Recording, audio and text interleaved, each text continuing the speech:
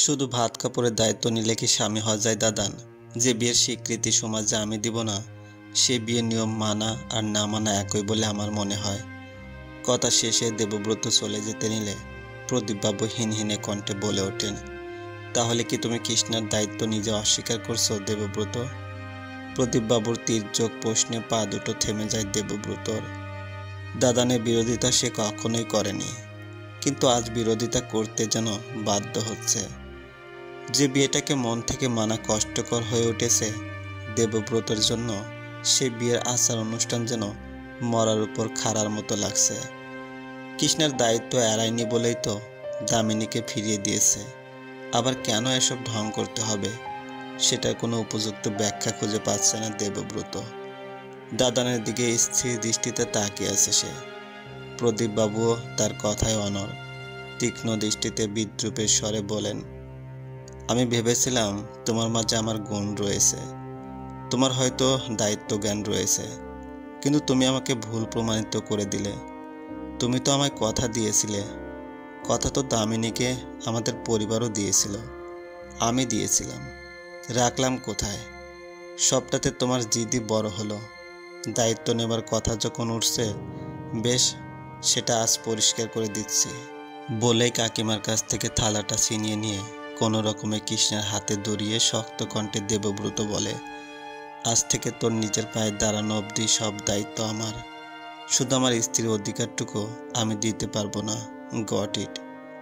দেবব্রতের চোখের তীব্র দৃষ্টি জানান দিচ্ছে তার ভেতরে কতটা ধাউ ধাউ করে আগুন জ্বলছে। রাগে চোখ নাক লাল হয়ে আছে আর চোয়াল শক্ত। কথাটা বলে প্রদীপবাবুর দিকে তাকিয়ে বলে, আই থিঙ্ক এবার তুমি হ্যাপি বলে কৃষ্ণার দিকে বৃতৃষ্ণার নজর নিক্ষেপ করে গট গট করে হাঁটা দিল দেবব্রত। কৃষ্ণা তার যাবার পানে এক দৃষ্টিতে তাকিয়ে রইল।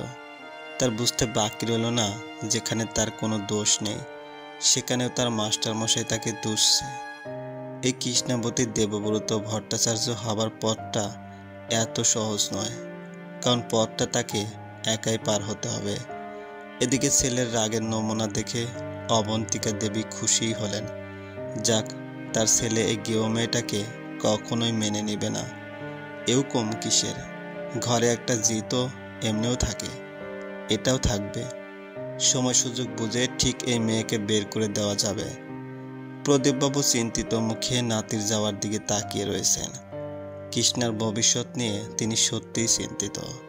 কৃষ্ণার মনটা ভালো লাগছে না। এখানে অন্না ব্যতীত কেউ তার সাথে কথা বলে না। মামা বাড়িতে মার ঝামটে থাকলেও সেখানে কথা বলার লোক তো ছিল।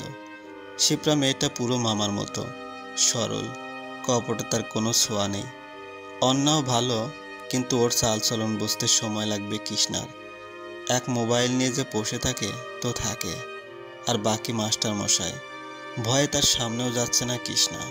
আর দাদানের সাথে তো তার মনের কথা বলা যায় না। ইস, গ্রামটাকে খুব মিস করছে। এই শহরের ধাঁচই আলাদা। জানালা খুললে পাখির কলরবের থেকে গাড়ির হর্ন বেশি শোনা যায়। পুকুর গাছ নেই, কোথায় পুকুর পাড়ে পা ভিজিয়ে ঘন্টায় বসে রইত সে। ইচ্ছে হলে গাছে চড়ে বসত, তা কিছুই করতে পারবে না এখানে কৃষ্ণা। একবার তো মনে মনে ভেবেই নিয়েছিল দাদানকে বলবে, এখানে আর থাকবে না কৃষ্ণা, গ্রামে যাবে। কিন্তু মাস্টারমশাইয়ের বউ হবার লোভে সেই কথাটা বলা হয়নি কৃষ্ণার। লোকটাকে যে মনে ধরেছে তার, আহ কি ভালো মানুষটা, শুধু রাগটাই বেশি। জানালায় দাঁড়িয়ে এসব ভাবতে যখন ব্যস্ত কৃষ্ণা, তখন পিছন থেকে শুনতে পায়, রাজকপাল নিয়ে আও নাই গো মেয়ে, ফুটো কপাল তোমার বুঝলে, তাই তো নাগর থাকতেও আশ্রিতার মতো পড়ে রয়েছ। পিছন ফিরে তাকাতেই দেখে সোমা মাসি ঝাড়ু হাতে দাঁড়িয়ে আছে। মহিলার বয়স 40-এর বেশি। কালো লম্বা সিমসিমে গড়নের মহিলা সোমা মাসি। স্মৃতিবর্তী সিঁদুর, হাতে শাঁখা পলা, সারাটা ক্ষণ পান চিবিয়ে ঠোঁট লাল করে রাখেন। কৃষ্ণার ওনার কথাগুলো বেশ লাগে। এই মানুষটাকে কেন যেন কিশোরী কৃষ্ণা বেশ ভালো লাগে। অনেকটা মা অনুভূতি আসে তার কাছ থেকে। মুখে হাসি নিয়ে এগিয়ে এসে বলল কৃষ্ণা, সে তো আমি জানি আমি পোড়া কপালে। গোপাল আমার ভাগ্যে এই অবধি সুখ লিখেনি, কিন্তু সকল সুখের চেয়েও বড় কিছু যে গোপাল আমায় দিয়েছে তা তো তুমি জানো না। আমাকে গোপাল মাস্টার মশাইকে দিয়েছে। তার হাতে আমার স্মৃতিতে সিঁদুর পরিয়েছে। ওরে বোকা মেয়েরে, সিঁদুর পরালে কি নাগরের সুখ পাওয়া যায়? ওই সিঁদুরের কি দাম লো, যখন তার ঘরেই তো ঠাঁই হয়নি।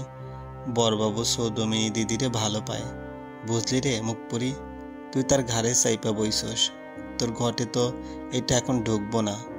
যখন তোকে কর্তামা বাইর করে এই মাইয়ারে এবারে কর্তামা বানাইব, তখন তুই বুঝবি। সোমা মাসির কথায় খানিকটা চটে গেল কৃষ্ণা। তার মাস্টারমশাই বলেছে, যতদিন সে তার যোগ্য না হবে ততদিন এই বিয়ে মেনে নেবেন না। কিন্তু যদি সে ওই দিদিমণির মতো মাস্টারমশাইয়ের যোগ্য হয়ে ওঠে, তবে তো মাস্টারমশাইয়ের তাকে মেনে নিতে আপত্তি নেই। আর মাস্টারমশাই তাকে ঠকাবে না। ঠকাতে হলে তো সে তাকে গ্রামে ছেড়ে আসতো। দিদিমণিকেও তো না করে দিত না। সোনামাসি কিছু বোঝে না।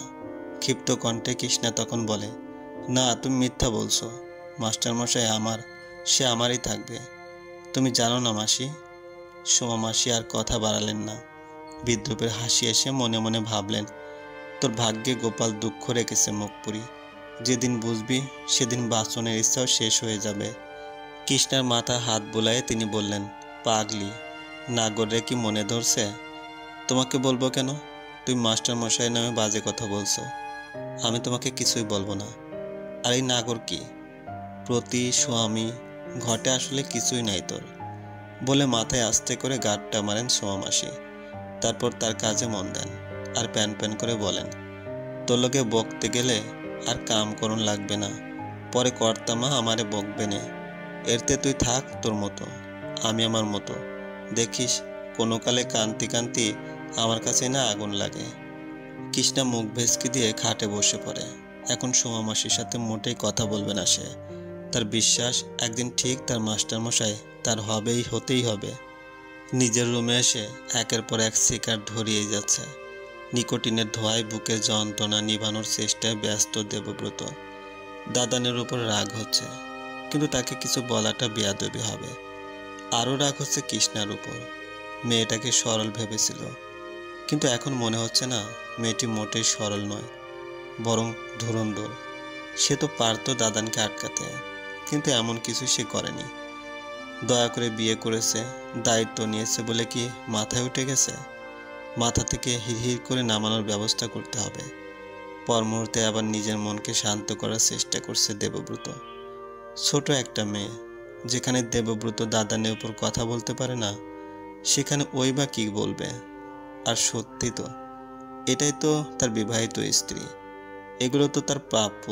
উফ, কি করবে দেবব্রত বুঝে উঠতে পারছে না। ইচ্ছে করছে মরে যেতে। এই দম বন্ধ অবস্থায় কোনো মানুষ সুস্থ থাকে না। কাল রাত থেকে দামিনী কান্নারত মুখখানি চোখে ভাসছে। মেয়েটার চোখে জলের কণা দেখলে যার বুকে মোচড় দিত, সে মেয়েটাকে সবচেয়ে বড় আঘাত সে দিয়েছে। শাস্ত্র মতে দ্বিতীয় বিয়ে করা গেলে হয়তো দেবব্রত সেটাই করত, কিন্তু দামিনী তো তার সতীনে ঘর করবে না। আচ্ছা, কৃষ্ণাকে ডিভোর্স দিলে কি খুব ক্ষতি হবে? না না না, কি ভাবছে দেবব্রত? মেয়েটির জীবনটাই নষ্ট হয়ে যাবে তাহলে। আর না পেরে এস্টেটা ছুঁড়ে মারল দেবব্রত। রাগ ক্ষোভগুলো জ্বর বস্তুগুলোর উপরেই ঝাড়তে লাগলো সে। হঠাৎ মোবাইল বাজারে আওয়াজে ধ্যান ভাঙে তার। মোবাইলটা যে কোন কোনায় রেখেছে মনে আসছে না। অনেক খুঁজে মোবাইল পেতে পেতে 3টি মিস কল হয়ে গেছে। মোবাইল স্ক্রিনে চোখ দিতে দেখলো লেখা দেখা যাচ্ছে, অনুরাগ আঙ্কেল। নামটি দেখতে গ্লানিতে বুকটা ভরে উঠল দেবব্রতের। হাতটা কাঁপছে। কাঁপা হাতে ফোনটা রিসিভ করে হ্যালো বলতেই অপর পাশ থেকে শোনা যায়। এই গল্পে সকল পর্ব ডেসক্রিপশনে দেওয়া আছে, চাইলে দেখে আসতে পারেন।